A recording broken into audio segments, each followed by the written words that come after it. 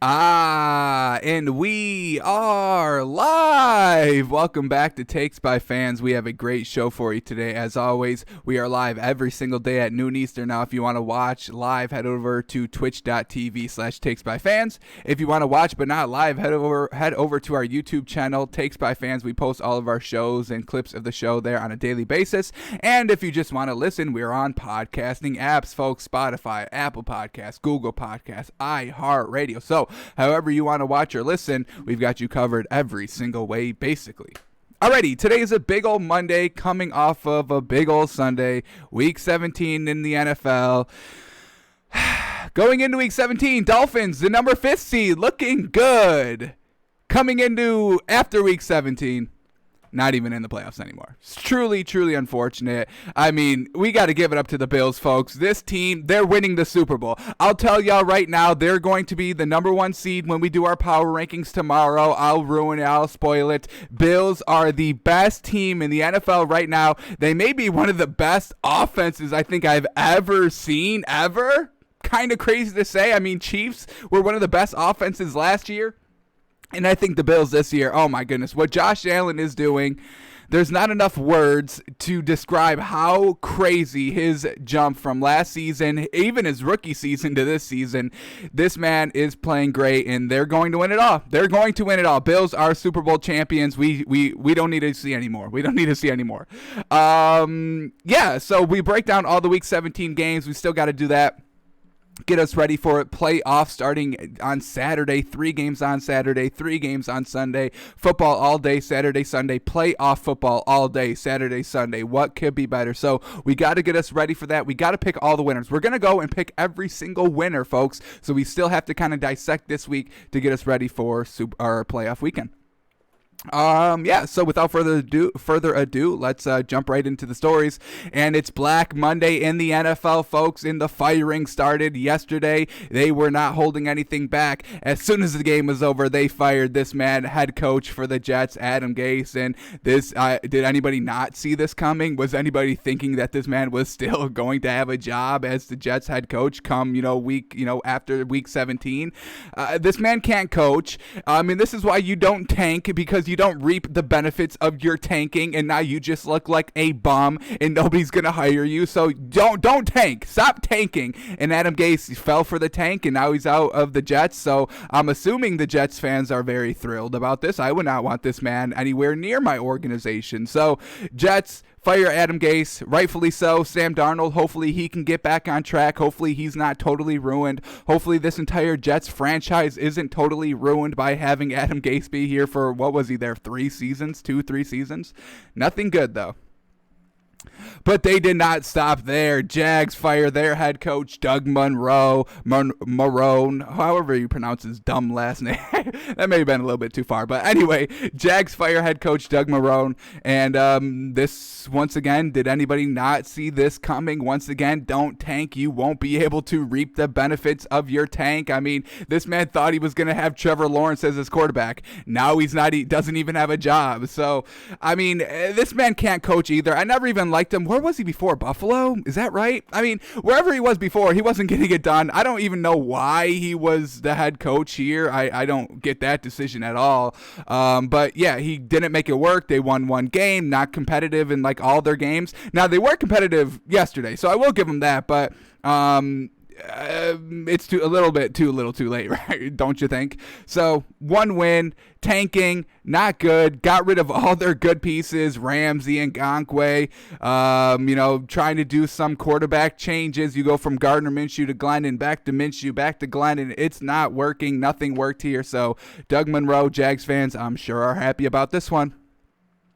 And now really, I mean, every coach that we wanted to get fired or thought should get fired really did get fired. The one coach that, still in the league right now is Anthony Lynn, who, we really thought should be fired for losing close games. And it's not just, losing close games this season. It dates back to last season and, 2 seasons before that. So he still wasn't fixing that until he went on this kind of, 3-4 winning streak at the end of the season. And I thought it really saved his job.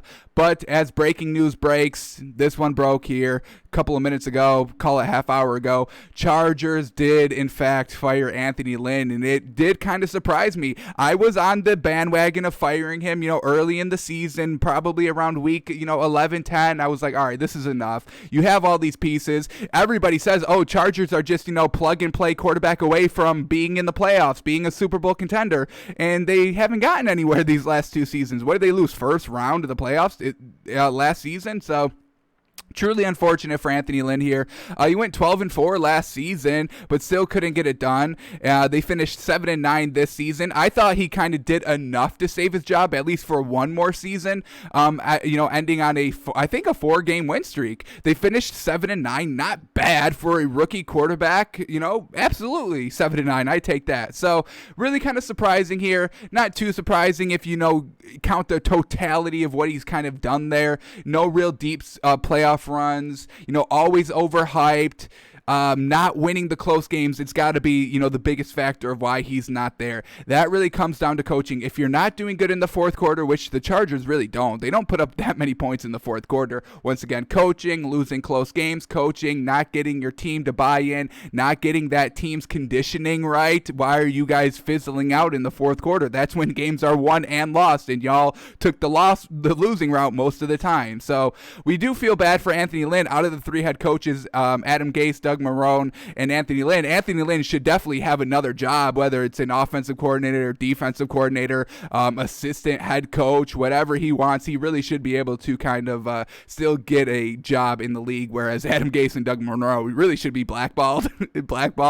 Get them out of the league. They don't contribute anything. They're locker room, disruptors. They can't coach. They cannot lead men. So why do I want them on my football team? I don't. Now, Anthony Lynn, I would still like on my football team. He seems like a great guy, seems like a great motivator. Just, as a head coach, probably not his gig. And this is not a knock at Anthony Lynn. I mean, head coach positions are not made for everybody, and it's very hard to have, consistent success as a head coach. I mean, what do we got here in the league? Bill Belichick, he's truly an outlier of what he's done for 20 straight seasons of being a great head coach.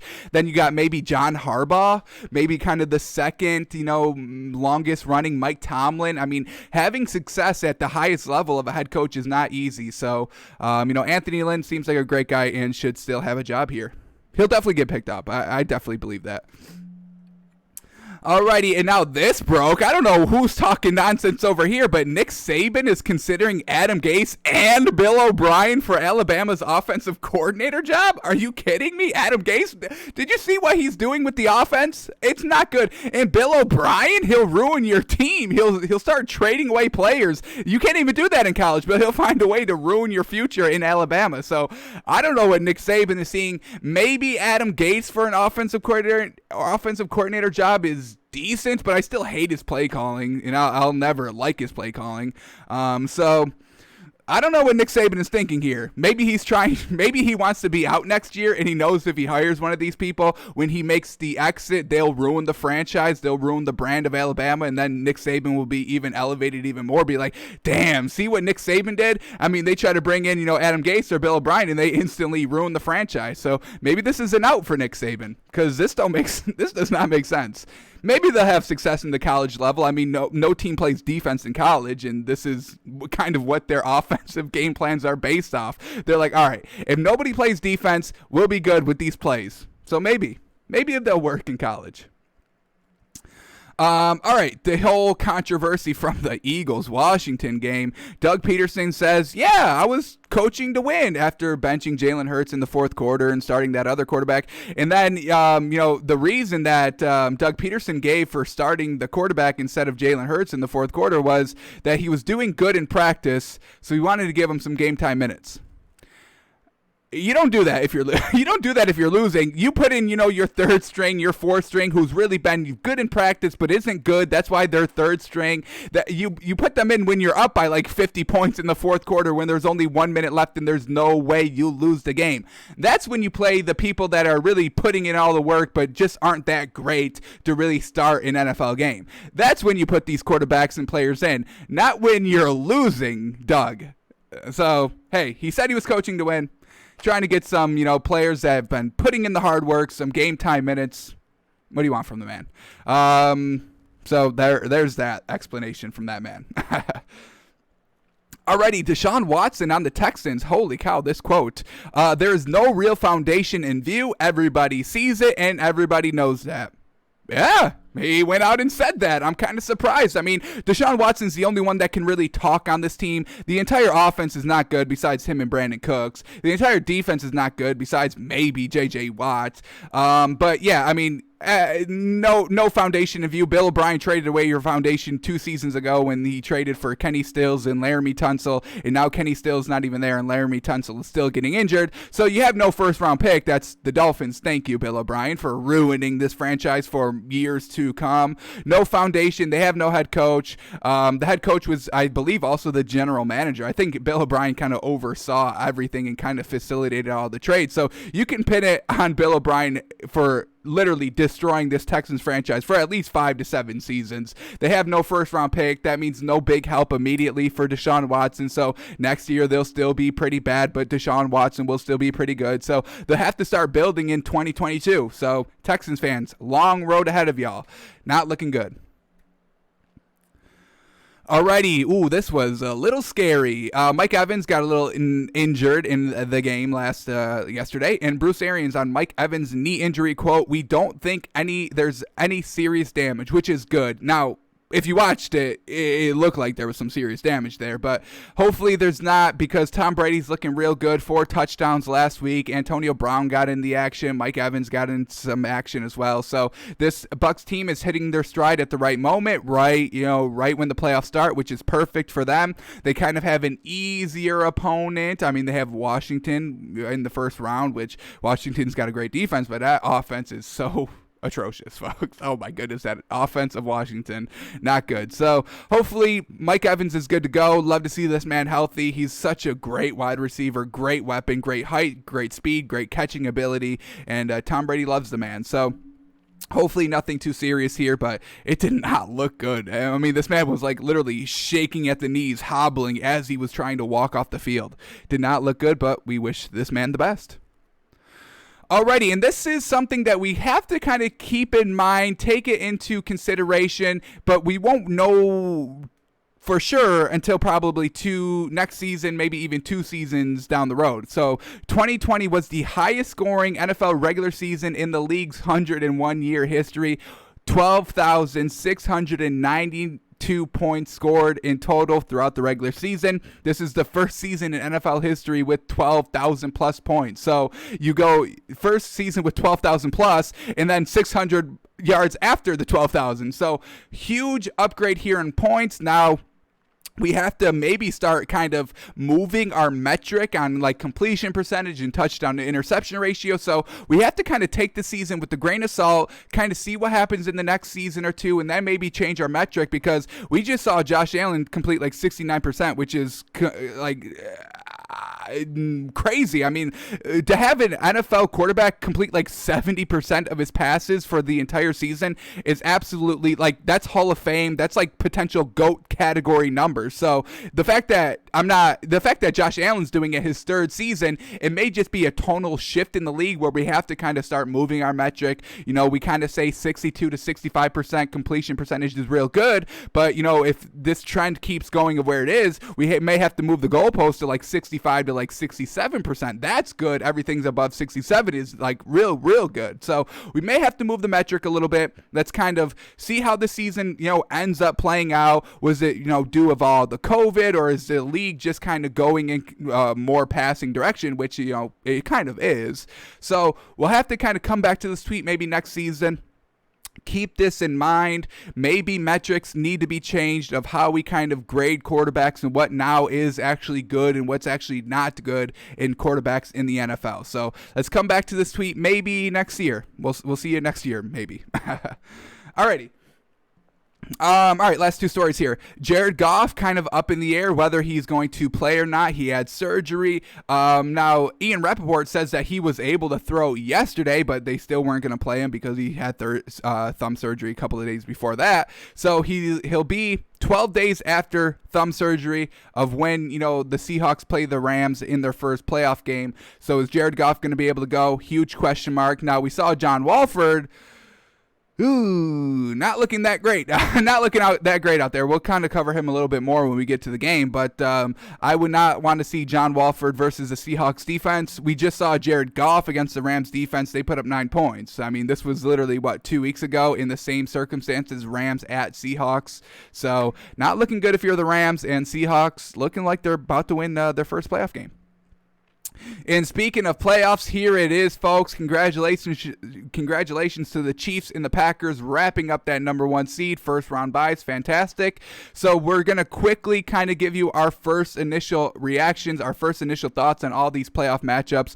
And then, later in the week, we'll, officially guess and react to the line. So here we go. In the AFC, we got Bills Colts. Oh my goodness. Bills are going to absolutely destroy the Colts. Do you understand me? Phillip Rivers is still not playing good. They still can't score in the second half of games. Phillip Rivers is still turning the ball over in the second half of games. So Colts have to go into cold Buffalo. Do you think Phillip Rivers is going to be up for that? No. Buffalo, they're picking apart every single we're talking about good defenses. We're talking about the number 1 defense of Miami. Absolutely shredded them. I could not believe what I was seeing yesterday. This Bills team is the real deal. They're the best team in the AFC. They're the best team in the league, hands down. And they are going to roll the Colts. Now, this is going to be probably Phillip Rivers' last game, which, I'm kind of excited for, to get this man out of the league. I don't think he's a Hall of Famer. He's an above-average quarterback who hasn't done anything big in his career. Yes, he's got longevity stats, which is, that's still good. I do like longevity stats because taking care of your body, not getting injured, that is still a talent and a skill, folks. I don't want to hear it. So he's got longevity stats. Everything else is really not that great. Really kind of high turnovers, not reliable, not good in the big games. Is that Hall of Fame worthy? I think the Hall of Fame's been a little watered down, but hey. So Bills big. I would just bet it now. Whatever the line is, swallow the points. Swallow it before it gets any higher. I don't know what it is. I'm assuming it's probably like 9.5. Bills minus 9.5, and I'll take it all the way up to Bills minus 50, folks. Take it. Bills minus 50. They blow out the Colts. They don't score. The Colts won't put up more than 10 points. All right. Steelers, Browns, and advantage Mike Tomlin. The Browns just showed their game plan 100% last week because they had a fight to get in the playoffs, where Mike Tomlin was like, yeah, we're going to kind of rest our players. Yeah, we'll rest. We'll kind of put some stuff out there that you can't use for tape. We'll kind of do some weird plays. But we got your whole playbook. Thank you, Browns, for having to win that game last week. So advantage Mike Tomlin, advantage Steelers, Big Ben, a little rested, a little healthier. The Browns barely beat Mason Rudolph. They were a 2-point conversion away from tying the game up with less than a minute left in the game. So, and they were at home, must-win game for the Browns. I don't know. Can't trust Baker Mayfield too much. Steelers defense healthier, Big Ben healthier. Everything's really kind of lining up. Steelers at home. I think the Steelers get it done. Ravens, Titans. The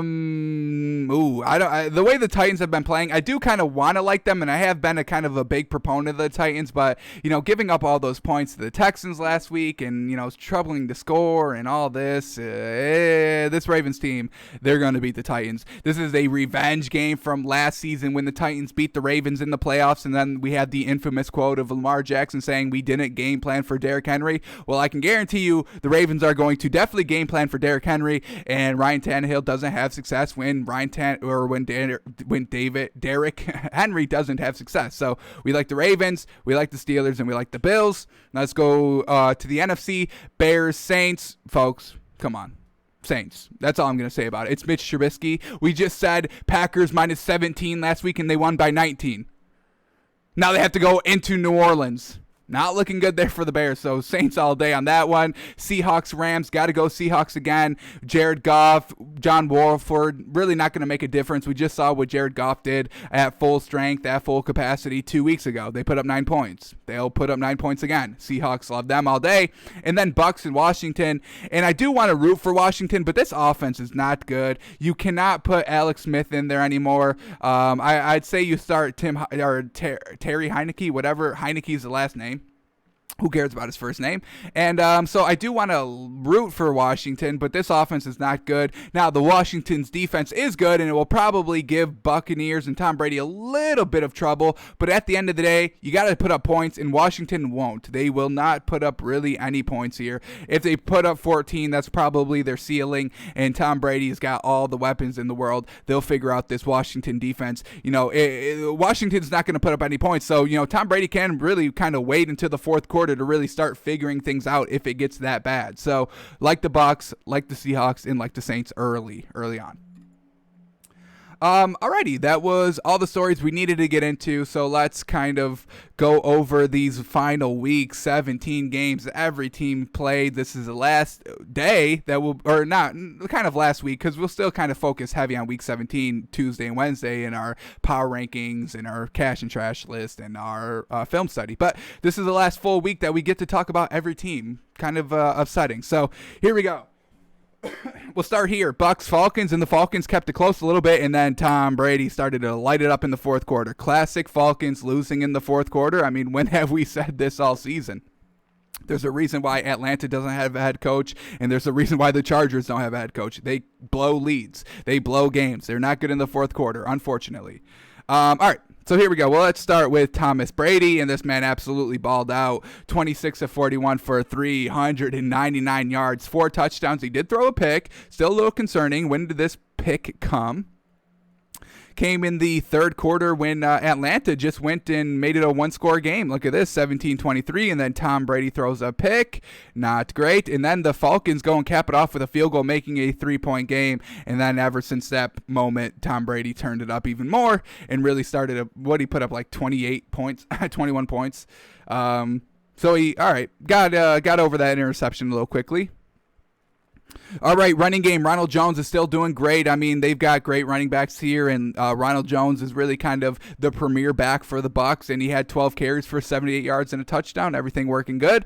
All right, who is Tom Brady throwing to in this Week 17 game? Antonio Brown, leading receiver. Holy cow. 11 receptions, 138 yards, 2 touchdowns. Big game from him. Chris Godwin, 5 catches, 133 yards, 2 touchdowns. Wow. Tom Brady going to his weapons. Love to see it. And then we have Mike Evans, his third leading wide receiver, 3 receptions, 46 yards. And then we have Gronk, 2 receptions, 29 yards. So Tom Brady's still going to his weapons. Love it, love it, love it. I'm telling you, this Bucs team is getting hot at the right time. I wasn't a big fan of this Bucs team, probably the first 14 weeks of the season, but they're getting hot at the right time. They're winning. Tom Brady's looking good, multiple touchdown games, getting the ball to his, downfield receivers, Antonio Brown, Mike Evans, Chris Godwin, Scotty Miller as well. So love everything Tom Brady's doing with this offense. So watch out for the Bucs.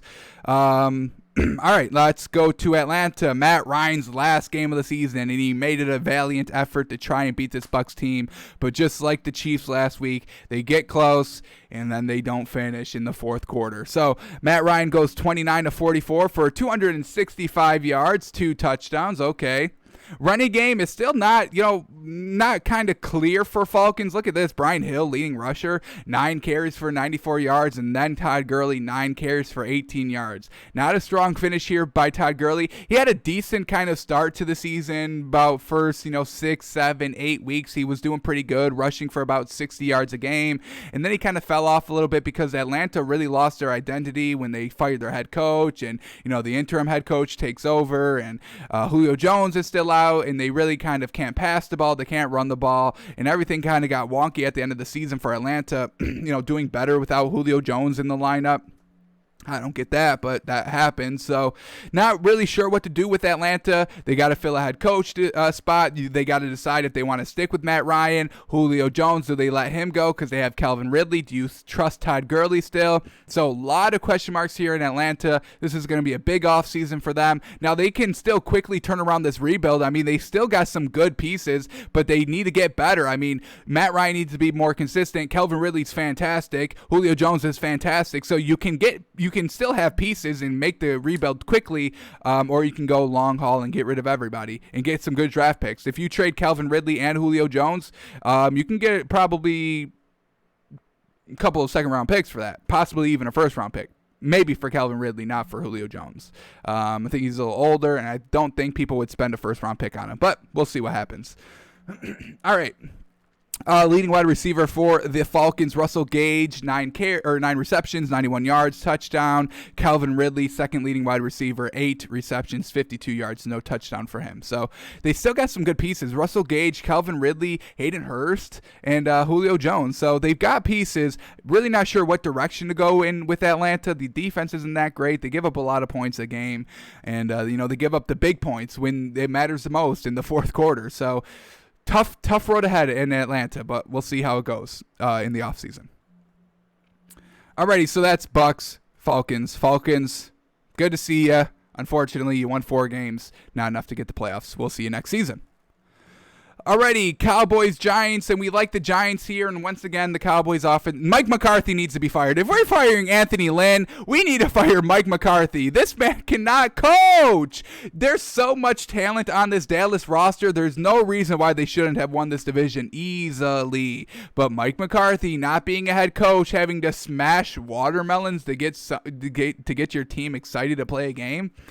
Ooh, not looking good there. So let's start here with the Cowboys. Andy Dalton, comeback failed. He'll never make it in the league. He'll always be a backup. This was his chance to possibly get a starting job for maybe 1 or 2 seasons before he retires, but he can't do it. He's got you have CeeDee Lamb, and you have Amari Cooper, and you have Michael Gallup. Why are you not having success here? More success. He had his best game last week, but it's not translating. It's not carrying over from a week-to-week basis, so it's just kind of an outlier game and a one-and-done game. Here he is back, 29-47 for 243 yards, 29 completions for 243 yards, dink and dunk. No touchdowns and a pick. Classic Andy Dalton game here. All right, let's see where this pick came. If it came in the fourth quarter, looks like it did. Did it come in the fourth? It did come in the fourth quarter. Last chance to secure a win here. Look at this. 3rd and goal on the Giants' 17-yard line with 1 minute and 24 seconds left. They're down 4, so they had to get a touchdown. They couldn't have settled for a field goal. But still, Andy Dalton not coming up in the clutch. I mean, we've seen this time and time again. This is why the man was on the Bengals for 10 seasons, and I think he made the playoffs like 3 times. First-round exit every single time because he can't win the big games. Not even the big game, just like the decent big games, the medium big games before the big games. Week 17, got to win this game. First round of the playoffs, got to win this game. There's bigger games than that, but he can't even beat the small big games. So Andy Dalton, unfortunate. He had his second shot here, and he blew it. Unfortunate. But, some people flounder and some people rise, and Andy Dalton's a flounder. Unfortunate. It is truly unfortunate. I don't like calling people flounders, but we have to call it like we see it, and that's what we're seeing from Andy Dalton. So, unfortunate. He was the leading rusher, so Ezekiel Elliott once again is floundering as well. How is Andy Dalton the leading rusher? Oh my gosh. 7 carries for 48 yards, no touchdowns for Andy Dalton. And then we have Zeke, second leading rusher for the Cowboys, 14 carries for 42 yards. He did have a touchdown, but still Zeke not stepping up. It made me really lose all my respect that I had from him as, a competitor and as, a great running back. He's just not getting it done this season, and this was the season to do it. No Dak Prescott for really the majority. When did he get injured? Week 5? So, majority of the season, Ezekiel Elliott, this is your team. They paid you first, and you're still not doing it. So 100% off everybody on this Cowboys team. I lost a lot of respect on a lot of players on this Cowboys team. Zeke, I kind of lost a little respect for Andy Dalton as well. How do you not? I was rooting for Andy Dalton. I was rooting for Andy Dalton, and I was rooting for Cam Newton this season, and they really blew their second, third chances, however you want to count them. So not good here in Dallas, and it won't get any better if Mike McCarthy's still there. I can guarantee you that. All right, let's keep going here. Leading receivers for the Cowboys, Dalton Schultz. Andy Dalton's not even going to his weapons. Dalton Schultz here, 7 receptions, 70 yards. Michael Gallup, 4 receptions, 49 yards. CeeDee Lamb, 5 receptions, 43 yards. And then Amari Cooper, 6 receptions, 41 yards. So I guess he was going to his wide receiver or his weapons. You got Amari Cooper, CeeDee Lamb, and Michael Gallup, all in the top 4 of leading wide receivers. Just Dalton Schultz had a good game. Dalton throwing the Dalton. A little bit of bias there, I would say so. All right, let's switch over to the Giants getting the win. Love to see it, and unfortunately, I really wanted to see either the Giants or Washington in the playoffs, so I did not want to see Dallas. So I'm very thankful that the Giants won. A little unfortunate. I think I would have liked to see the Giants over Washington just a little bit. Giants have a competent offense with their defense, and the Washington just has a good defense and their offense. Yikes. All right, so Daniel Jones, last game of the season, 17 of 25, 229 yards, 2 touchdowns, 1 interception. Classic Daniel Jones game. Nothing too great. Interception, touchdown interception ratio 2-1. Completions, not a lot of attempts, but solid completion percentage. Let's see where his interception came. Giants interception came here in the third quarter. And were they driving? Not really driving. Yeah, right off the rip there. And they give up a touchdown. So not great. Got the Cowboys back into the game. Andy Dalton with the shorter field. He'll capitalize that, basically every time. That's what, bad quarterbacks, subpar quarterbacks, backup quarterbacks do. Short fields, they take advantage. All right, so the interception, not good. I see a fumble here. Who fumbled? Daniel Jones fumbled too. Once again, this is kind of what we know about Daniel Jones. Fumbling, turning the ball over. He cleaned it up for about a 5 to 7 week stretch. And then that injury really set him back a lot. It really set him back a lot. He was not looking good these last 3 weeks.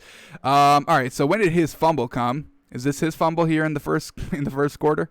There it is. Daniel Jones fumbles. And now, luckily for the Giants defense, they hold. I mean, the Cowboys offense couldn't go 27 yards for the touchdown. They started on the 27 of the Giants. It went 7 yards in 6 plays. They had to settle for a field goal. This is what I'm talking about. This Cowboys offense is not good. They took advantage of one short field and not even the shortest field of the 2 short fields that they forced. So, not good there. All right, Wayne Gallman, 11 carries for 65 yards. I mean, he's going to be a solid backup. I mean, Saquon Barkley is still going to be good, hopefully. Hopefully he can recover from the injury because he is top 3 running back when he's healthy, in my opinion. So Wayne Gallman having a good year here. 11 carries, 65 yards, no touchdowns, unfortunately. And then Daniel Jones throwing to Sterling Shepard. Love to see that. 8 receptions, 112 yards, and a touchdown. Dante Pettis, 2 receptions, 43 yards and a touchdown. And then Evan Ingram, 2 receptions, 17 yards. Darius Slayton, 2 receptions, 22 yards. So going to his actual wide receiver weapons. Love to see that. Give Daniel Jones, Saquon Barkley back, maybe another elite wide receiver. And they've got the pieces here. Solid defense. They've got the tight end, Evan Ingram. They've got the running back, Saquon Barkley. They've got the wide receivers, the new one that you draft and bring in. And then Sterling Shepard, Darius Slayton, whichever one you really want to keep. And you've got a decent offense here, coordinated by Jason Garrett. So this Giants team should be good next year. I would say they would probably front runners of the division because I think the defense kind of translates to next year, and I think they get a little bit better on offense, and you got a solid team. Where Washington, they need a lot of pieces on offense, and Cowboys, they got Mike McCarthy, so they'll never be competitive in the division when they have him as the head coach. All right, what else do we got to talk about for this game? Nothing? Good, because I don't want to talk about the Cowboys anymore. I'm glad that we're kind of done with the Cowboys this season. As long as Mike McCarthy's the coach, folks, I'm telling you, the man cannot coach. There's multiple sources, sources that can be trusted, Super Bowl winning sources, Aaron Rodgers saying that this man cannot coach. Then, when the early struggles came, everybody was starting to revolt against Mike McCarthy, saying he's got low football IQ again. I think he was getting massages still in his head coach's office. So, yeah. Definitely over talking about the Cowboys. Now, I do want to keep talking about the Giants, though, because they'll be good next year. Giants, watch out for them. And Panthers. Watch out for the Giants and Panthers next year. They'll make big splashes. Alrighty, here we go. Jets and the Patriots, and in Adam Gase's last game. Can't even win it. How unfortunate. All right, let's start here with the Jets. We'll get them out of the way. All right, Sam Darnold, 23 of 34 for 266 yards, 1 touchdown, 2 picks. Classic Sam Darnold game as well. Let's see where these 2 interceptions came from. I mean, look at this. They couldn't even get going in the first quarter.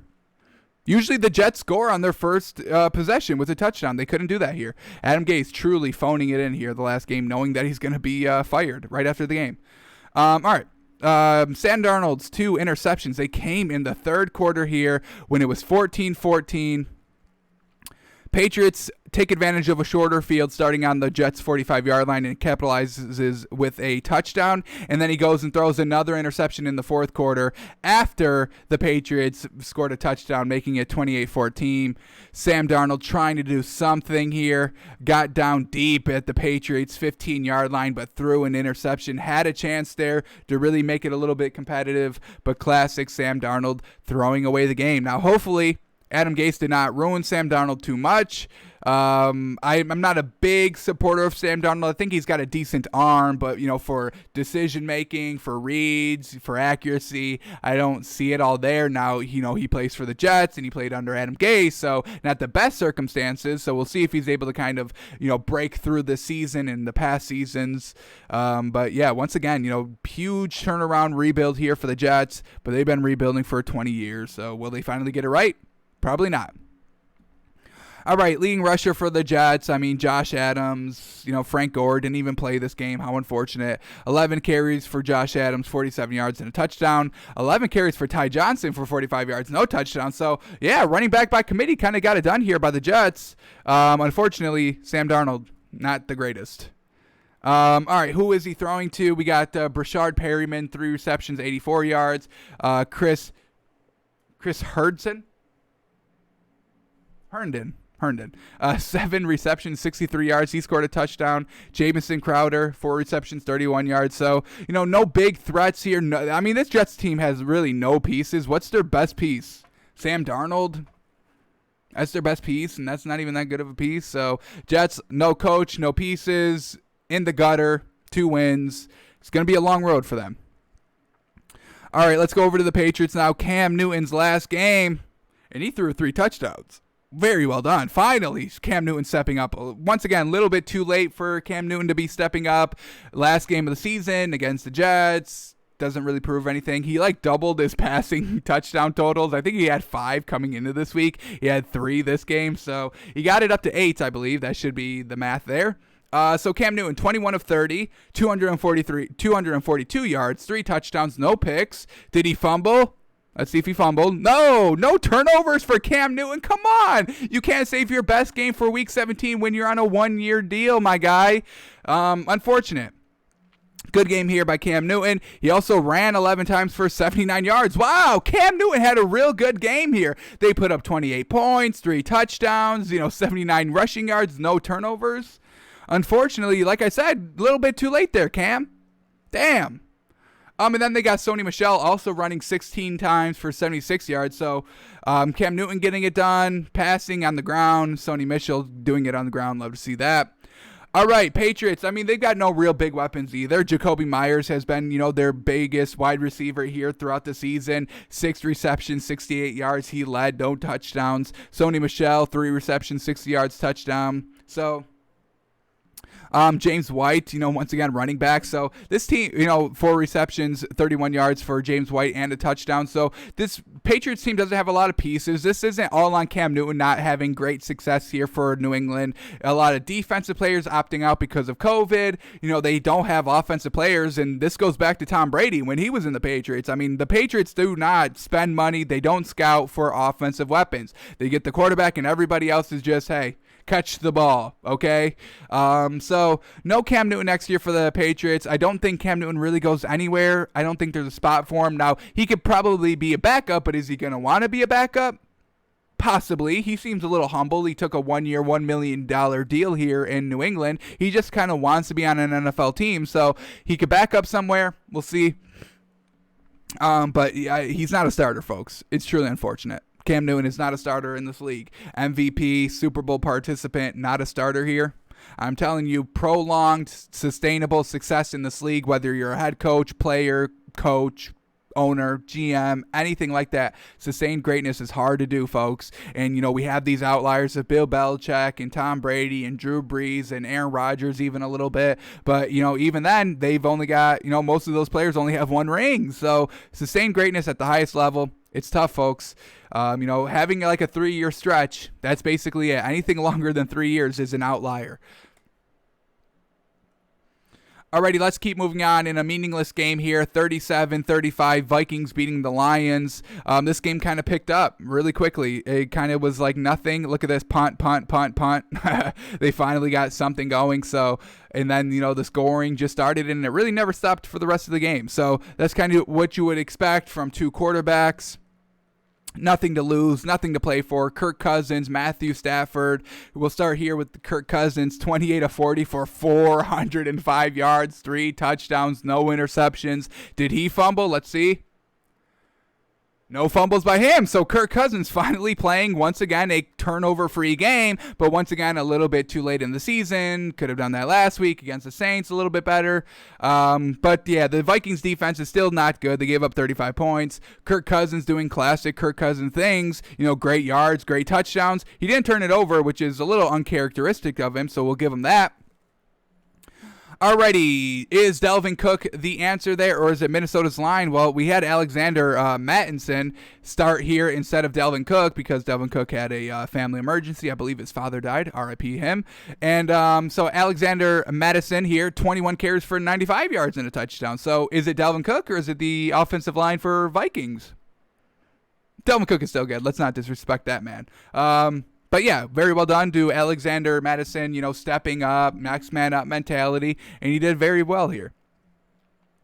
Alrighty, who was Kirk Cousins throwing to in his last game? Well, Justin Jefferson, top receiver for the Vikings, 9 receptions, 133 yards, no touchdown, unfortunately. Then we had Adam Thielen, 4 receptions, 57 yards. Once again, no touchdown, unfortunately. But he did throw a touchdown to Alexander Mattison again. 3 receptions, 50 yards, and a touchdown. So that man really had himself a game. Justin Jefferson, you can make the case for Offensive Rookie of the Year. I mean, this man has really been balling. Vikings, missing Stephon Diggs this season. Adam Thielen going to the number 1. Justin Jefferson filling that number 2 spot that Adam Thielen kind of left behind, and he filled it very, very well. So Justin Jefferson's very much working here in Minnesota.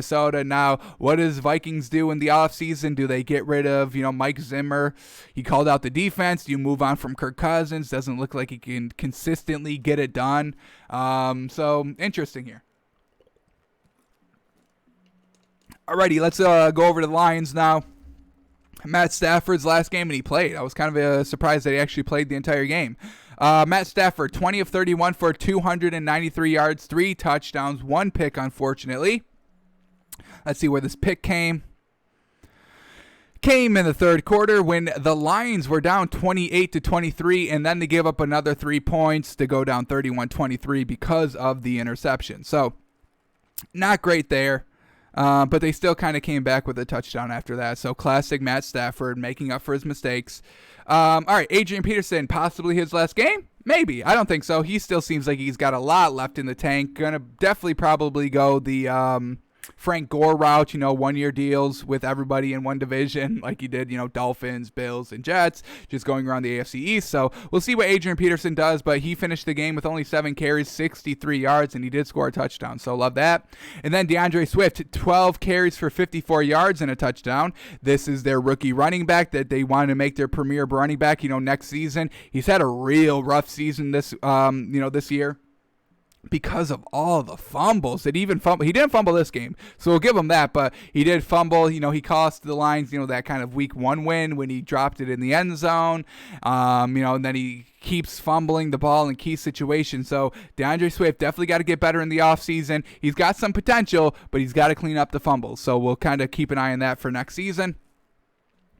Alrighty, leading wide receivers for the Lions, we got Marvin Jones, 8 receptions, 180 yards, and 2 touchdowns. Well done. Then we got Quintez Cephus, 2 receptions, 51 yards, and 1 touchdown. So we'll kind of see what's going to happen with the Lions. They need a new head coach. Do they move off of Matt Stafford? It seems like the Lions need a complete rebuild here. They have no real big pieces. DeAndre Swift, he's kind of a big question mark. He doesn't seem like an elite runner. Seems like an average back in the league. Nothing too special there. Wide receivers, Marvin Jones, probably can still have him. Mohamed Sanu, he's been kind of getting passed around the league. He's not a number 1 wide receiver anymore. Danny Amendola, can he stay healthy for the season? So big question marks here in Detroit.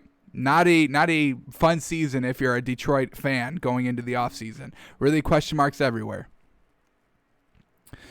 Alrighty, let's talk about Steelers, and they really screwed us, didn't they? Oh my goodness, 2-point conversion away from tying the Browns and could have potentially beat the Browns, got them out of the playoffs, got the Dolphins in.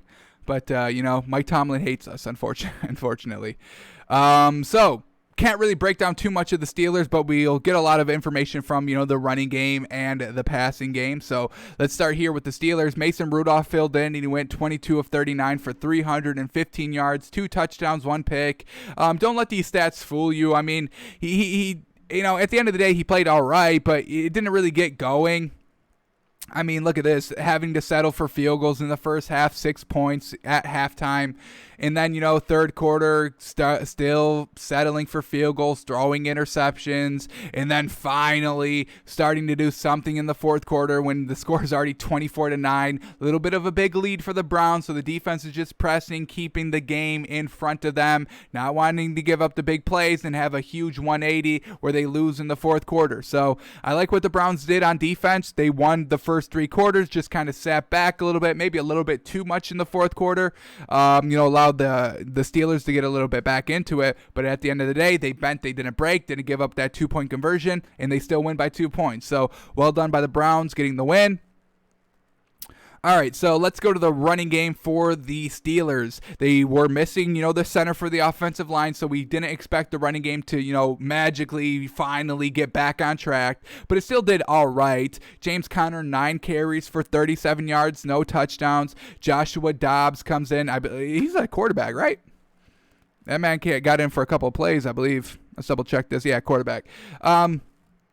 So running game, I would have liked to see them run the ball a little bit more here, try to get that spark to be, carried over from week 17 into the playoffs when you're not really starting everybody. But they really didn't do that. Only 9 real runs for running backs here. Alrighty, here we go. Chase Claypool, 5 receptions, 101 yards, and a touchdown. He had 11 targets, though, so missed passes by Mason Rudolph, not catching. We have 6 balls that went incomplete when they went to Chase Claypool. Deontay Johnson, 3 receptions, 96 yards. He had a better game. No touchdowns, only 4 targets. Caught, 3 out of the 4. Very good. Juju Smith-Schuster, 6 receptions, 65 yards, touchdown, and once again, 8 targets, 6 receptions. So that's good. All right, so the running backs really didn't get any burn here. So the running game for the Steelers isn't going to be magically good next week against the Browns. And the receivers, you're getting Chase Claypool still in some rhythm, Deontay Johnson in some rhythm, Juju Smith-Schuster in some rhythm, getting them the ball still. So Big Ben should have good receivers when he comes back, and Big Ben should be good because he got an extra weeks of rest. So looking good here for the Steelers. Let's go to the Browns now. Must-win game for them. Baker Mayfield, game manager, classic.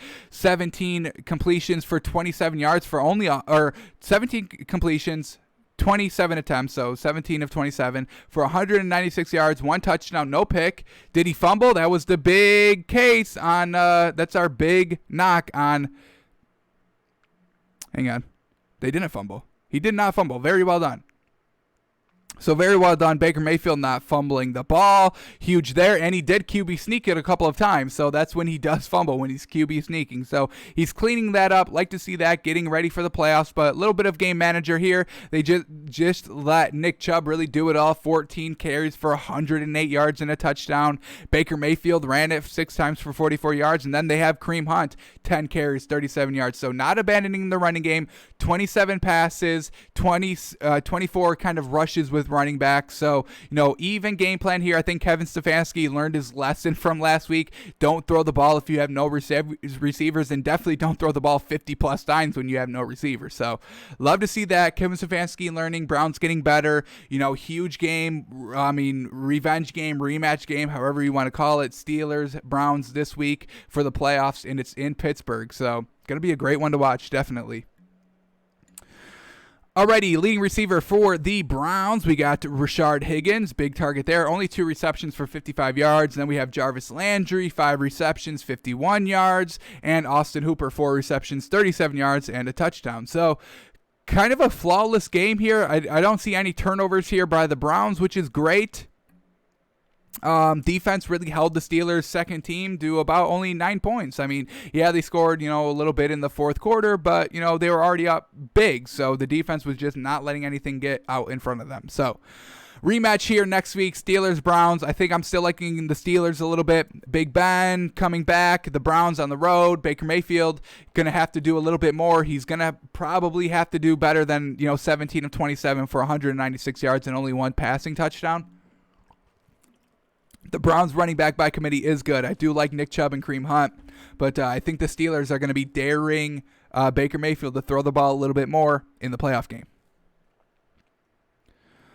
Alrighty, here we go. Ravens and Bengals, and the Ravens absolutely blew the Bengals out. Bengals, we kind of were talking about it all week. We kind of had, a story of every day of a defensive player not being able to go for the Bengals, whether it's COVID or an injury or just an illness. The Bengals missing a lot of key defensive players.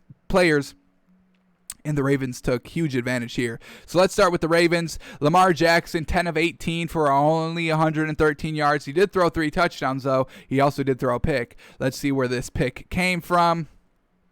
In the first quarter, they were already up 10-0, and they weren't really driving. They were only on their own 41-yard line. But then the defense steps up. They give up no points off the turnover. So basically like it never happened. And then the Ravens go and score a touchdown on the next drive after the interception. So cleaning up the mistakes, just truly a mistake. They get right back to scoring. The defense, gets a little bit of practice with a shorter field and a kind of not a high pressure situation, but it was still a win and in, or a kind of a win and help for the Ravens. So they needed to win the game. They won the game. They blew them out. Love to see it. Huge momentum for the Ravens here. Classic Lamar Jackson game, probably like less than classic because only 113 yards passing. I think that may be the lowest he's had all season.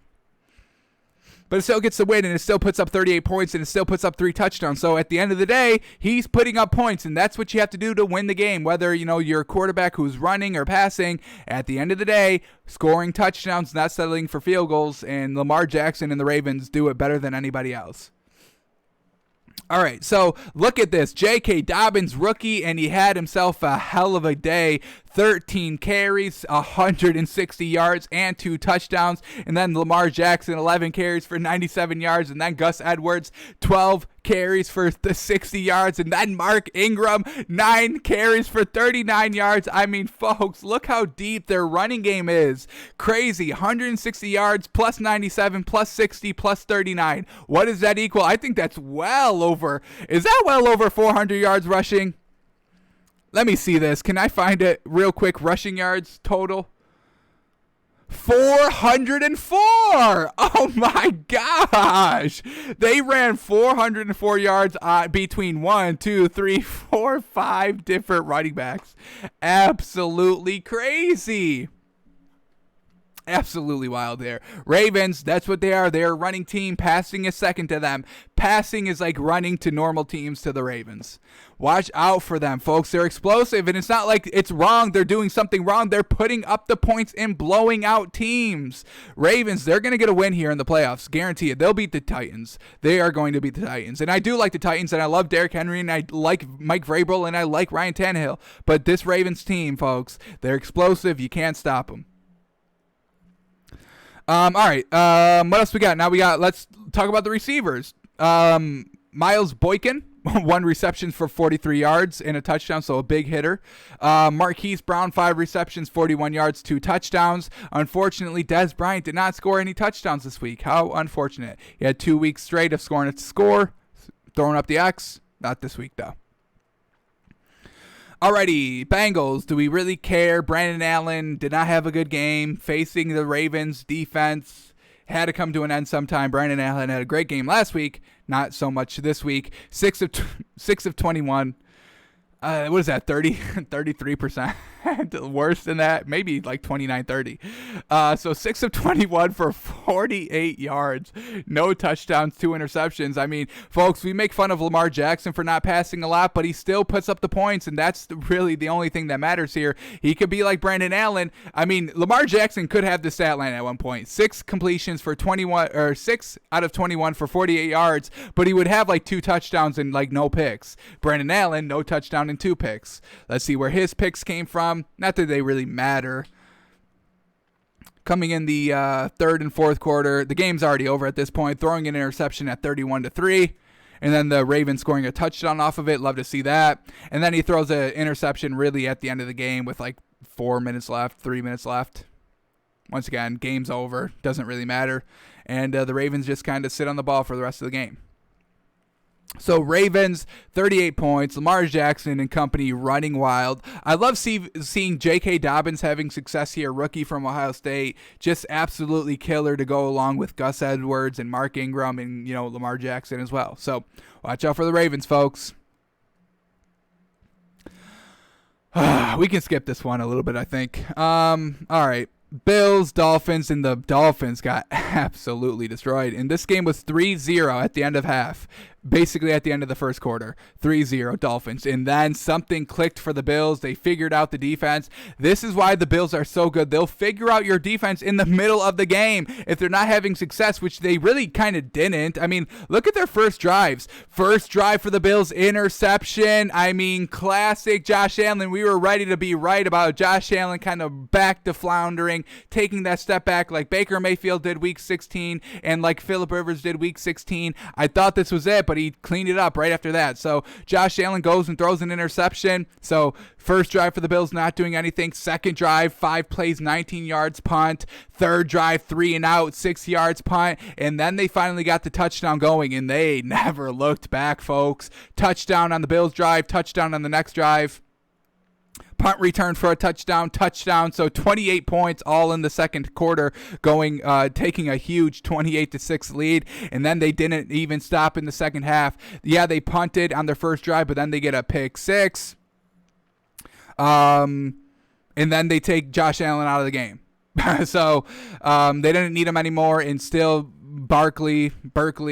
Matt Barkley was still getting it done and just still putting up all the touchdowns. So real good game for Josh Allen. Let's start here with the Bills. Real good game for Josh Allen. 18 of 25, 224 yards, 3 passing touchdowns. He did throw the interception, which is not good, but we'll talk about it. Can we watch it right now? Do they got it up here? All right, I'm not going to go and find it. It's just kind of a comeback route. He bought too much time in the pocket, made a poor decision. But, he cleans it up for the rest of the game, so I will excuse the interception. And I usually don't like to do that with Josh Allen and, quarterbacks that have, history of fumbling and turning the ball over. But the way that this man's playing, I can definitely forgive this one interception. Especially since, the Dolphins only had they settled for a field goal. Come on, Tua not getting it done. We'll talk about him in a second. Let's finish the Bills here. I mean, they didn't even really run the ball. I mean, look at this. 12 carries for Antonio Williams. 12 carries, 63 yards. He ran for 2 touchdowns as well. Passing receivers here, 2 receptions for Gabriel Davis, 2 receptions, 107 yards, so a touchdown. Stephon Diggs, 7 receptions, 76 yards. John Brown, he's back. Oh gosh, 4 receptions, 72 yards and a touchdown. And then Isaiah McKenzie emerging here, 6 receptions, 65 yards and 2 touchdowns. So Josh Allen's going to everybody. They've got all these wide receivers: Stephon Diggs, John Brown, Isaiah McKenzie, Gabriel Davis. I mean, folks, they all get open. There's at least one, or at least, I should at least say, there's at least 2 wide receivers 5 yards open on any single play. They just expose every single defense. It doesn't matter what you do. They'll figure it out. Sean McDermott, he needs a medal for something. I don't know what you do, but you give him a medal for something, and you give the offensive coordinator for the Bills another medal as well. And I think you give Josh Allen a medal as well. I mean, those 3 core pieces of this Bills offense, they're figuring it out, and you can't stop them. This is the best team in the NFL. They're putting up points. I mean, 56 points this week? Absolutely wild. What did they put up, 40, 38 points last week? I think they're averaging like 38 points the last 3 games of the season. It's truly wild, folks. I cannot believe it. So, Bills, and they get the Colts meeting 1. That's the best they could have done. You don't want to face the Browns because they got, they're sneaky decent. The defense is good and the running game is good. So you didn't really want to face them. You definitely did not want to face the Ravens. The Colts, the perfect team to face. They can't score in the second half, and Phillip Rivers, he's appearing lazy at the end of the season, like we know about the man.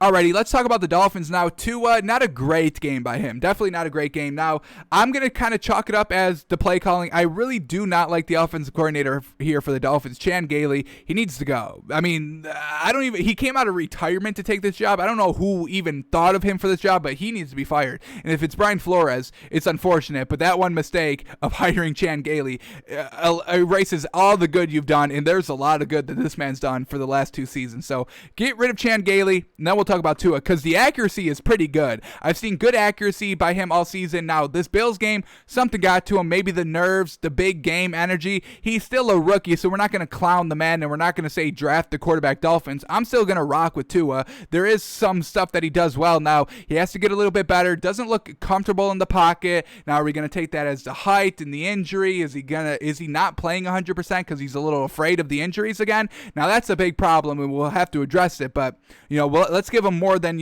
one season where he was thrown in basically half the season, and then they had immediate success, and then all the pressure fell on him. So we're going to give Tua a little bit of a pass here in this Bills game because it did not look good, but I am going to kind of chalk it up as lack of weapons for the Dolphins and bad offensive coordinator. Because he's got great accuracy. And if you have great accuracy in this league, as we said, Aaron Rodgers throwing 70% this season. Josh Allen throwing 68, 69% this season. Come on, folks. Accuracy truly matters, especially in this new wave of the NFL that we are potentially seeing, as we said at the top of the show, most points scored this season than any other season. So, Tua, looking decent. Let's officially do the stats here. 35 of 58 for 361 yards, 1 touchdown, 3 interceptions. Now, some of these interceptions were, tips and drops.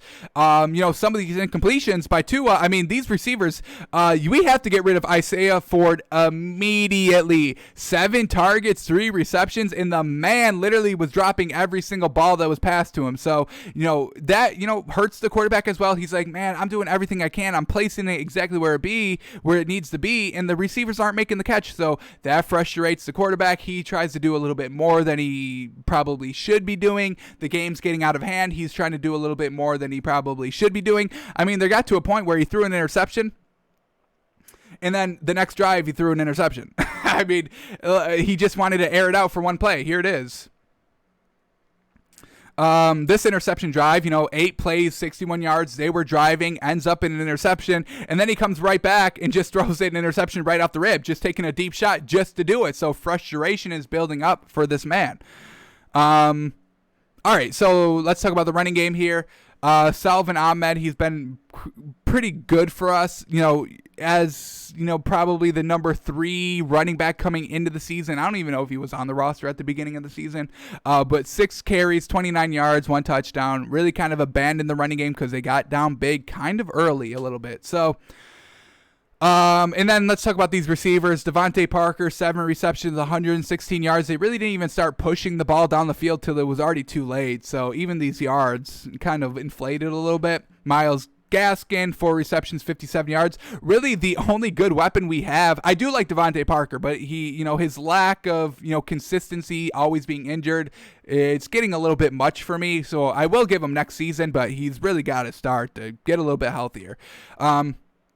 And I know it's tough. It's a hamstring injury, like Julio Jones. So, let's get it back on track a little bit. But Mike Gesicki, catching tight end for the Dolphins, always all reliable, huge impact for Tua. So very well done. Hopefully Mike Gesicki definitely can stay. Everybody else can really go. Mike Gesicki can stay. Myles Gaskin can stay. Devontae Parker. But, Isaiah Ford, Malcolm Perry, it's going to be a little over for y'all. All right. Bills, they're so freaking good, folks. So good. All right, let's move on. A lot more games to talk about. Oh, my God. It's like every team played last night. All right, Seahawks, 49ers. Seahawks, offense struggling a little bit once again, and then they didn't get going until the fourth quarter. So this is a little concerning about the Seahawks offense. They're not getting going until the fourth quarter. Now, is that good, or are they just breaking down the defense and waiting to make their move? I don't know. They're winning games, so I'll give them the benefit of the doubt, but they got to start cleaning it up a little bit and start scoring consistently throughout the game, because last week not getting going to the fourth quarter, this week not getting going to the fourth quarter, it's a little concerning. So Russell Wilson, and this is concerning as well. Russell Wilson, 20 of 36 for only 181 yards, 2 touchdowns. They don't run the ball good enough for Russell Wilson not to throw 200 yards like Lamar Jackson can get away because they rush for 400 yards. So yeah, Lamar Jackson throwing for 100 yards is a non-story. So Russell Wilson, he's got to get a little bit better. This offense needs to get a little bit more creative. I really don't know what's wrong with it, but they're not putting up the points, and it is very, very concerning. Now let's talk about their rushing game. I mean, 11 carries for Chris Carson for 44 yards. Does that sound like J.K. Dobbins or Gus Edwards or, Mark Ingram? No. So why is Russell Wilson only throwing 181 yards? Not good. All right, who is he throwing to? DK Metcalf hasn't been big in the league. I mean, he had a great probably 6-7 weeks, and then he got kind of, brought down a little bit. So, when we kind of, rearrange our wide receiver tiers, I think DK Metcalf is slowly dropping out of the top 3. I put Tyreek Hill, I put Devontae Adams, and I put Stephon Diggs in the top 3 now. I think DK Metcalf is officially out of the top 3 for wide receivers. Maybe you can make an argument for top 5. I'd maybe have DeAndre Hopkins at 4, that 5th receiver. You can make the argument for DK Metcalf, but he is slowly fading out here in the Seahawks offense. Now, is he getting exposed? There's tape on him. He's having success. People are clamping him down. Absolutely. But, good wide receivers, number 1 wide receivers can still get open. As we see Devontae Adams, he's basically the only receiver they have. Stephon Diggs, he's still getting open. So, number 1 receivers can still get open even though they're number 1 wide receivers. And DK Metcalf is not doing that here. Now, Tyler Lockett stepped up, 12 receptions for 90 yards and 2 touchdowns. So we do like that. Little reliable there for Russell Wilson. So they win the game. Good for them. 49ers, not going to spend too much time on them. They're not in the playoffs and backups everywhere. So C.J. Beathard did good, and I do like C.J. Beathard than Nick Mullins. So Nick Mullins can officially be gone off the 49ers. I think C.J. Beathard is the backup if they stick with, quarterback on the squad right now that's a backup. CJ Beathard is the backup. 25 completions, 37 attempts, 273 yards, 1 touchdown, no pick. Did he fumble?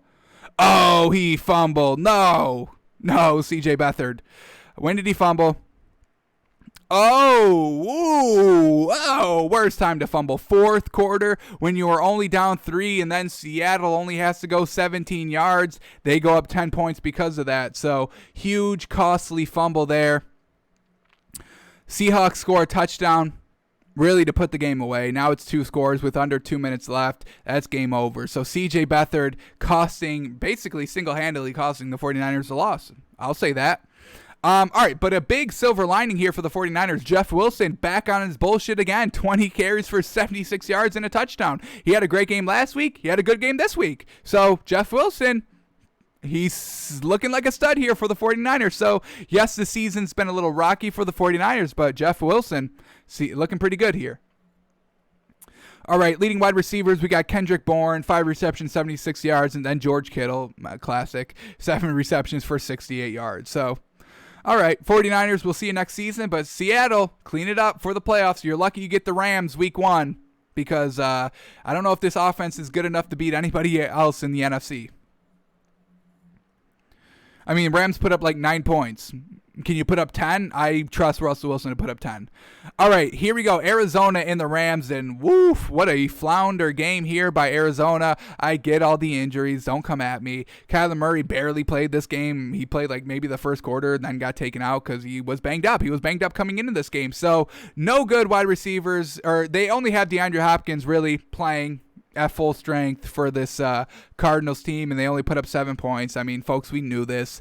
We liked the Rams. I mean, we got great value on this game, plus 3.5 for the Rams. They went outright. We knew this. We knew they were going to win outright. We cannot trust Kyler Murray, this offense with a banged-up Kyler Murray and no kind of compliments to DeAndre Hopkins. So they played exactly how you would think they would play, 7 points. I'm not going to spend too much time in the Cardinals because Kyler Murray didn't even really play. So they had Chris Stevler, 11 of 16 for 105 yards, touchdown, interception, not great. Kenyon Drake, 10 carries, 36 yards, so the running game didn't really do anything. And once again, why are you not running the ball a lot when Kyler Murray's out? These people, I guess they didn't pass the ball that much either, but still, I would run it a lot more than they did. And DeAndre Hopkins, 4 receptions, 35 yards, and he's the 3rd leading wide receiver. So not good there by the Cardinals. They couldn't do anything all game. I mean, the Rams really couldn't do anything all game. They had a good second quarter. They put up 12 points, and then 3 points in the third quarter, 3 points in the fourth quarter. So, I mean, they weren't that great either. Let's talk about this man, because we watched tape on this man. John Wolford, 22 of 38 for 231 yards, no touchdown, 1 pick. Ugh. Come on, John. Come on, John. Where did he throw this interception? It came on the first drive.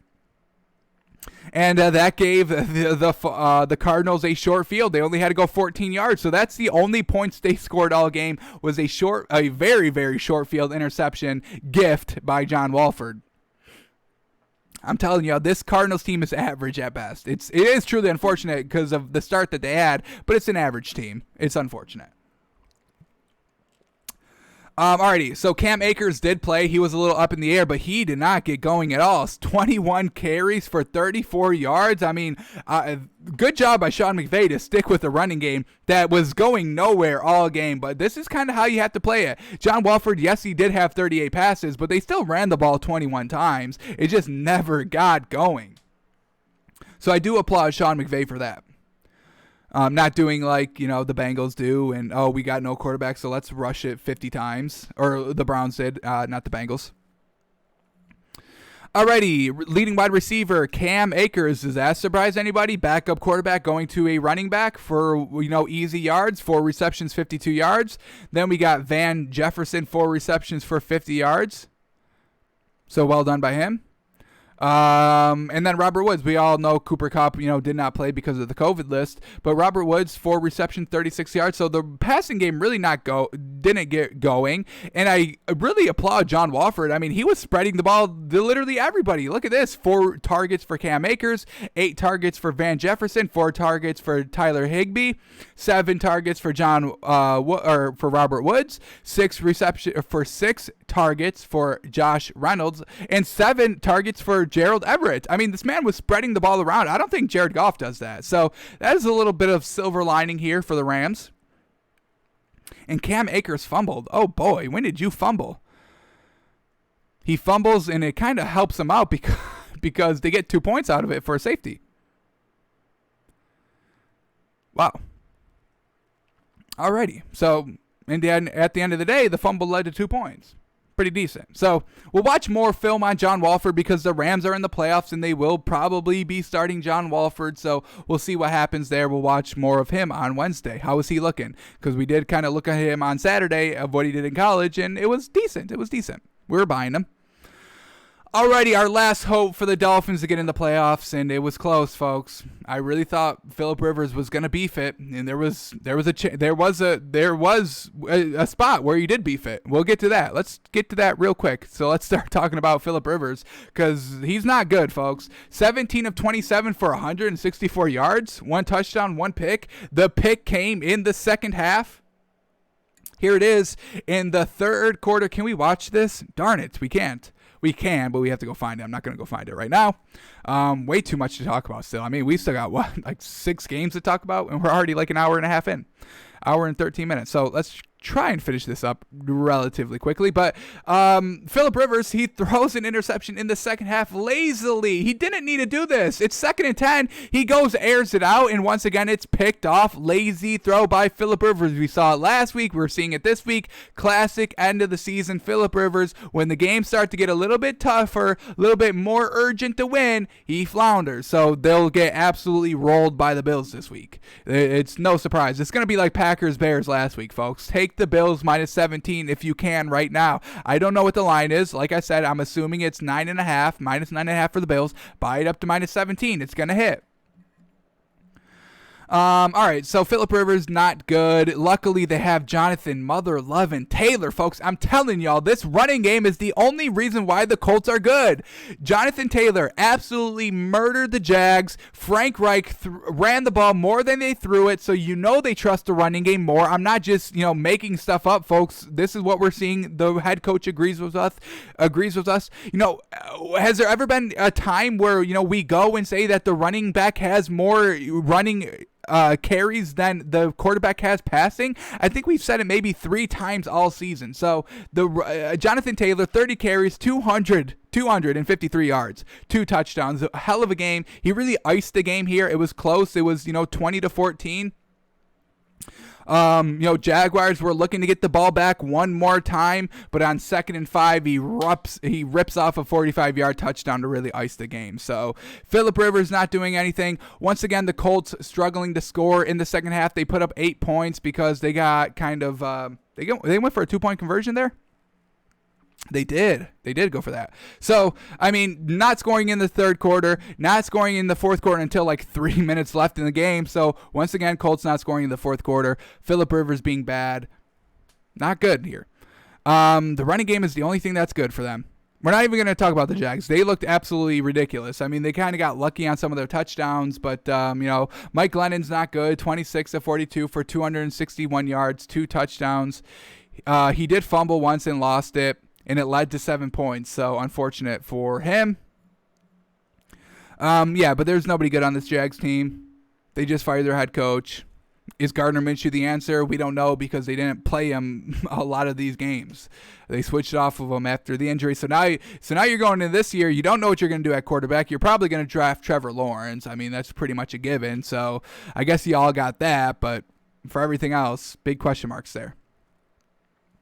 Alrighty, Titans and Texans. Once again, not finishing a game. Holy cow. They didn't fumble, so that's good, but they still didn't fumble, or they still didn't finish, and they still lost the game. So Titans get the win. They secure the AFC South championship. So they secure the 4th seed. Well done for them. Let's start here because they almost beefed the game away. Ryan Tannehill, 18 of 27 for 216 yards, 1 touchdown. Why did he have success? Because Derrick Henry, holy moly, folks, 34 carries, 250 yards, 2 touchdowns. Now, I think he did fumble as well, so that's not good. He did fumble. He fumbled twice, only lost once. All right, so let's see where his fumbles came. His one fumble came that he lost in the second half, in the third quarter, when, the Texans just scored a touchdown, made it a 10-point game. Then they take that advantage of a short field, only have to go 28 yards, and they score another touchdown, making it a 3-point game, and that's when they really start to come back. So Deshaun Watson doing everything he can to, will his team to a win here. Unfortunately, not just enough. They go into overtime, and no.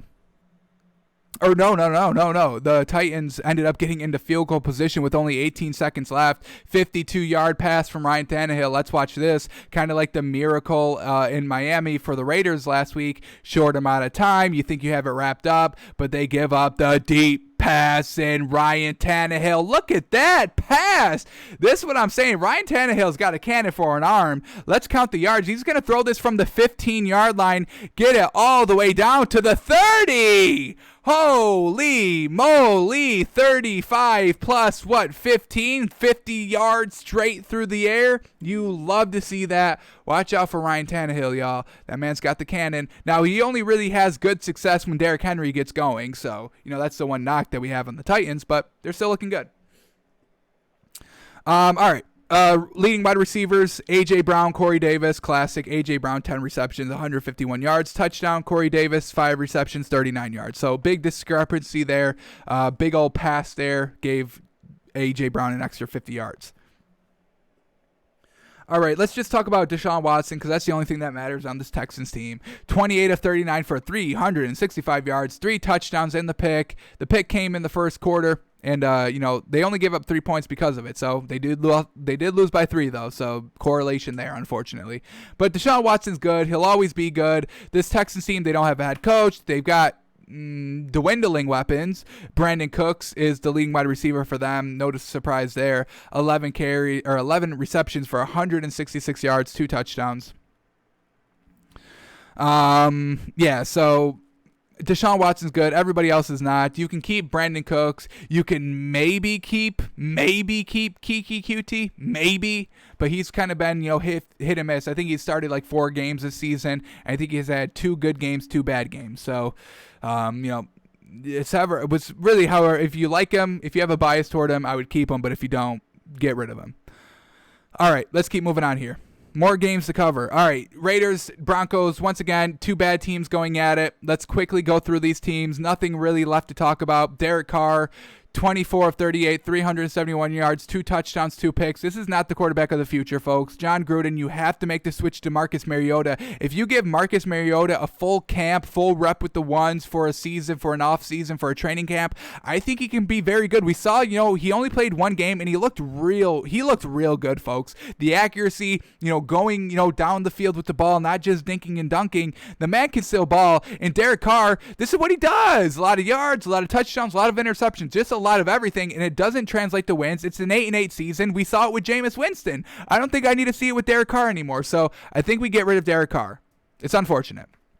Maybe a new system, new kind of scenery, new team will help him, but he's not going to lead the Raiders to a Super Bowl, and he'll barely get them to the playoffs. Now let's talk about Drew Lock. Classic Drew Lock game as well, turning it on in the fourth quarter, 15 points in the fourth quarter, 2 touchdowns. He didn't throw any interceptions, so I can get behind that. And he didn't fumble, so once again, I can definitely get behind that again. So, Drew Lock, what do we do with this man? Once again, his yards, his, production doesn't translate to wins. He turns the ball over a lot. He doesn't get you out to a good start, throwing interceptions on their first drive, but it'll get you good numbers in the fourth quarter, but it doesn't translate to wins. So, Derek Carr's got to go. Drew Lock, I think, has to go as well. Now, Drew Lock can be a backup, and he may be a decent starter somewhere, but it's just, it doesn't translate to wins, and that's what we need. We need wins. Derek Carr, 8-8. Drew Lock, 5-11. He did miss some of the season, but at the end of the day, not doing any good. Now, let's quickly talk about the running backs, because the running backs are basically the only things good about these teams. Josh Jacobs for the Raiders, he had a great game, 15 carries, 89 yards, 2 touchdowns. He's good. He's fine. That's not something you have to worry about. And Melvin Gordon, he's really been getting better this season. I love to see that. 26 carries for him, 93 yards and a touchdown. So, Melvin Gordon, Josh Jacobs, they're fine for Broncos and the Raiders. It's the quarterbacks, folks. I think you got to get rid of both of them.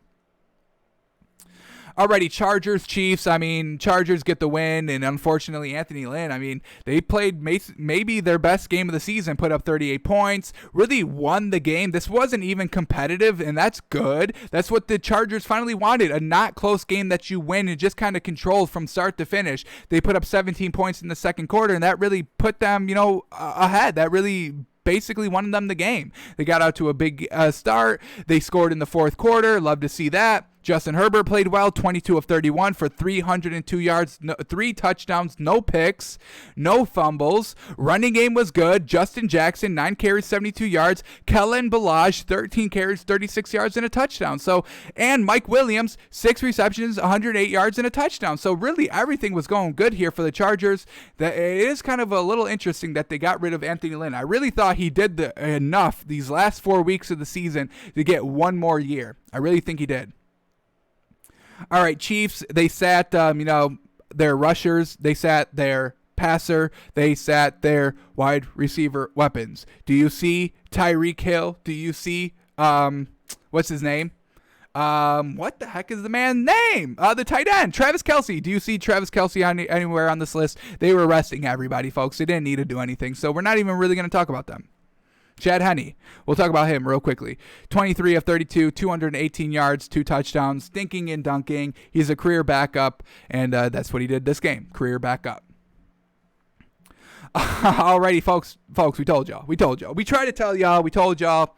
If you didn't want to listen to us, that's not my problem. That's not my problem. I try to give y'all the best advice. I only give y'all advice that I take personally myself. Packers absolutely blow out the Bears. Now, it got a little rocky there for a second, but the Packers were able to overcome in the third quarter. A dropped bomb by, I want to say, not Devontae Adams, possibly Lazard. Nope, it was Marquez Valdes-Scantling. That's who dropped it. Nice bomb. I'm talking 50 yards by Aaron Rodgers, wide open, clearly like 3 steps in front of the defender, but he drops it, and then it started to get a little crazy there for the Packers. That's the one knock that we have on them. If there's any wrinkle in their offense, they kind of flounder a little bit, but they didn't. They floundered for a little bit this game, but they finally got it going in the fourth quarter.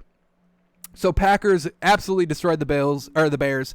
Aaron Rodgers, 19 of 24 for 240 yards, 4 touchdowns, no picks. I mean, this man won MVP because of this game. Must win, not a must win, but to secure the number 1 seed. So must win game for that. Must win, not a must win game for the Bears either because they're still in and they lost because the Cardinals are not good. But Patrick Mahomes not playing this week and Aaron Rodgers playing this week, adding to his playoff total, adding to his touchdown total, his touchdown to interception ratio, his completion percentage, his yards. I give Aaron Rodgers the MVP now. I think, going into week 17, I gave it to Patrick Mahomes, but this game, we switch it over to Aaron Rodgers because of it. So well done, Aaron Rodgers, winning his 3rd MVP, I believe. I think he's got 2 already. So well done, Aaron Rodgers. Running attack, Aaron Jones, 11 carries, 42 yards, a touchdown. Very good there. Leading wide receivers, Marquez Valdes-Scantling, 2 receptions, 87 yards, a touchdown. Could add another touchdown. Devontae Adams, 6 receptions, 46 yards, and a touchdown. They've got the weapons. They've got the running game. Watch out for this Packers team. When they are on, they're deadly, folks. Now let's talk about the Bears. They get in the playoffs, and it's going to be laughable to watch Mitch Trubisky in the playoffs, but this is what he did. 33 of 42 for 252 yards. Dink and dunk. No touchdown. 1 interception. Classic. Yes. Let's see where this interception came, shall we? Who fumbled, too? We got a fumbler here. Cole Net. So luckily it wasn't Mitch Trubisky, or I would have went off on that man again. All right, so Mitch Trubisky's interception, coming when they're down 28-16, trying to make it a game, but he throws a pick. Womp. All right, so late in the game, he throws a pick. He also almost threw a red zone pick again, folks. We'll bring it up on Wednesday, but you cannot trust Mitch Trubisky. We told y'all to take Packers minus 17 for a reason. They won by 19. We didn't say to take Packers minus 17 because we thought they possibly might cover. We knew they would. It's Mitch Trubisky, folks. Come on. You can like the Bears. That's fine. I like the Bears. I like everything about the Bears besides the quarterback. And unfortunately, in the NFL, the quarterback is the most important position. So you can be good, but not have a good quarterback, and you're 8-8. We saw it with Jameis Winston, folks. And we're seeing it with Mitch Trubisky now. I mean, David Montgomery, they still ran the ball 22 times. They still wanted to have a good running game. So 22 carries, 69 yards, touchdown. And this is why they don't score any points, folks. What is wrong with this receiving list picture, folks? I'll give you all the second to look, but this is something we talk about every game that we talk about the Bears. Allen Robinson is not the number 1 wide receiver here, the leading wide receiver for the Bears, so that's why they did not put up points. That's why they put up 16, and Mitch Trubisky had no passing touchdowns, is because he wasn't getting the ball to Allen Robinson because the Packers were not letting him get open. So look at this. Allen Robinson is the 4th leading wide receiver. That's all you need to know. Mitch Trubisky didn't have a good game. They put up 16 points. You can look. It's because Allen Robinson only caught 2 passes for 37 yards. And, maybe if Jimmy Graham was the number 1 wide receiver, then that would offset, Allen Robinson not being the number 1 wide receiver. But Jimmy Graham with 2 receptions for 5 yards. So he wasn't giving it to his number 1 wide receiver, Allen Robinson, and he wasn't giving it to his safety blanket tight end in Jimmy Graham. So that's why the Bears don't put up any points. It's not hard, folks, to figure out. Well, you can crack some codes sometimes. It's not as deep as people may make it out. Some things are just as clear as you see them. So we're seeing it this clearly. Mitch Trubisky cannot play. All right. Let's move on. 2 more games left. Whew, here we go. Man, talking every single team. Now I'm kind of glad for, Monday games, Thursday night games, so we can break it up so we don't have to go through all games. Whew. Here we go. Saints and the Panthers, and this Panthers team, I want to like them. I like Matt Rule. I like what he's doing. I like Teddy Bridgewater. I like the weapons. They're having success without Christian McCaffrey. I like all of that, but Teddy Bridgewater, the one knock that we've seen on him this season, this man is not clutch at all. Multiple chances at points, throwing end zone interception. He's got 2 of them here, folks. P.J. Walker threw 3 interceptions too. I mean, they benched Teddy Bridgewater, put P.J. Walker in, and the man still threw 3 interceptions. So, not good here by Teddy Bridgewater. The one knock that we have on him is he's not clutch, throwing red zone interceptions. And then, not even just the interceptions in the red zone, the poor judgment, the poor decision making at the end of half when he's in the 2-minute warning and he's trying to, do the hurry up offense to get into, field goal position at least to get some points before half. He takes sacks, he makes bad reads. That's when, interceptions occur as well, but he takes sacks and knock them out of field goal range. I mean, so that's something that we have to kind of keep tabs on for Teddy Bridgewater. He's good. I mean, we saw him 5-0 for the Saints, but this season, not having that, running game really definitely hurts him.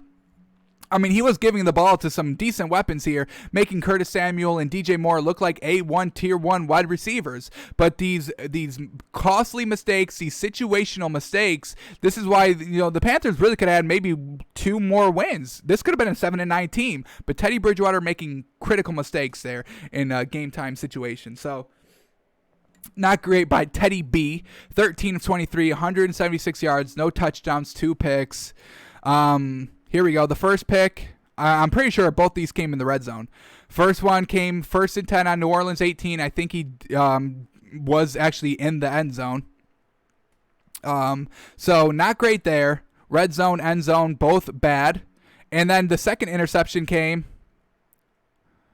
once again, 1st and 10 on, New Orleans 19-yard line. So, and then right before this pass, a 44-yard bomb. So we get the good and the bad with Teddy Bridgewater right back-to-back plays. Let's watch this big play by Teddy B. Play action, there's a clean pocket, and then he delivers a little bit of an underthrown ball. A little bit of underthrown. That was all kind of receiver on that one. So maybe doesn't make our point, but, it still stands. He's not clutch. He's throwing red zone interceptions. That's all you need to know. All right, Drew Brees played this game, played a little bit better than I thought. I thought the Panthers would be a little bit competitive in this game, and I thought they would kind of cover. I'm blanking on the spread. I want to say it was like it was like 7-10. It was in that range, and I thought the Panthers would cover that.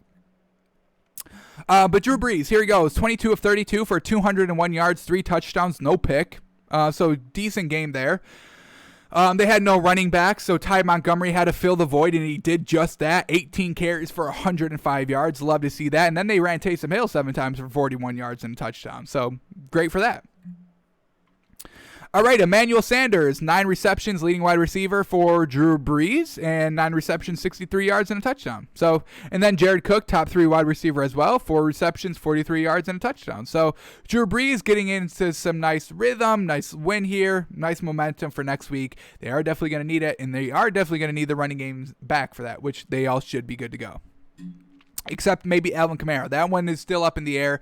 Everybody else should be good if they're all coming back negative because they are all just kind of high contact, high risk. So, all right. And then the last game of the day, Washington and the Eagles. In Washington, their defense is good. Their offense is not.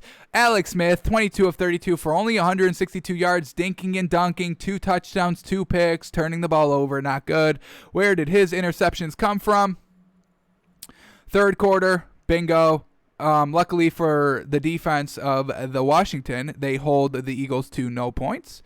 And then the interception comes after they just got the interception. I mean, look at this. Look at this series of events. Washington goes and punts the ball, and the Eagles throw an interception. Then Alex Smith throws it right back. And then the Eagles fumble and give it right back. I mean, folks, that's not good football. Come on. So, Alex Smith is not good. I really recommend Heineke playing. Chase Young believes in him. I believe in him. I believe in Chase Young. Antonio Gibson had a good game here. 19 carries, 75 yards.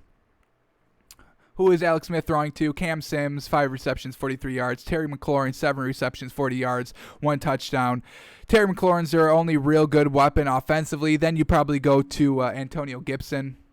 But we'll see. Jalen Hurts, 7 of 20 for 72 yards, no touchdown, 1 pick. He ran for 2 touchdowns, so we'll give him that. But, the passing game, once again, I mean, I like Jalen Hurts. I think he's got it. I think he'll be good. But, getting thrown in halfway into the season and said, good luck, kid, try to win us the NFC East, there's a lot of pressure for a rookie. Yes, Justin Herbert came in and, kind of got, the free pass because, the coach didn't make the decision to start him. He was forced to because, somebody jacked up that man's lungs. I'm blanking on the name. But, jacked up the lungs, so Justin Herbert had to come in the game. So that's why Justin Herbert's getting, favorite treatment. Everybody wants to talk about him, but at the end of the day, they won 7 games and got his coach fired. So, Not great there. So let's all take a deep breath on these rookies. They're going to be fine. What rookie came in and won, 16 games and got them to the Super Bowl and was flawless? Nobody. So let's all relax a little bit. Jalen Hurts is going to be good. Justin Herbert's good. Joe Burrow's good. Tua's good. They're all good, folks. Relax a little bit. All right. So Nate Sudfeld is not good. That's something we do know. Nate Sudfeld is not good, folks. All right. Leading rusher for the Eagles, Boston Scott, 15 carries, 65 yards. And Eagles have no good wide receivers. I mean, look at this. I'm just going to read these yards. Leading wide receiver for the Eagles, 40 yards. Second, 16, 15, 15, 14, 7, 6, 6, 0, 0. So passing game is not good there in Philadelphia. They'll need some wide receiver help. Alrighty, that is going to do it for us today. No moneymaker for the NFL, no Monday night games. We'll post our NBA moneymaker on our website. We're already an hour and a half in, folks. We got to go. Alrighty, tomorrow, cash and trash list and final power rankings going into the playoffs. The Bills are number one. Spoiler alert, the Bills are number one. I don't want to hear. They're number one and number two. I'll tell you all that. They're number one and number two. All right, we're out of here. We're back tomorrow, noon Eastern. Live, twitch.tv/takesbyfans. All right, we're out.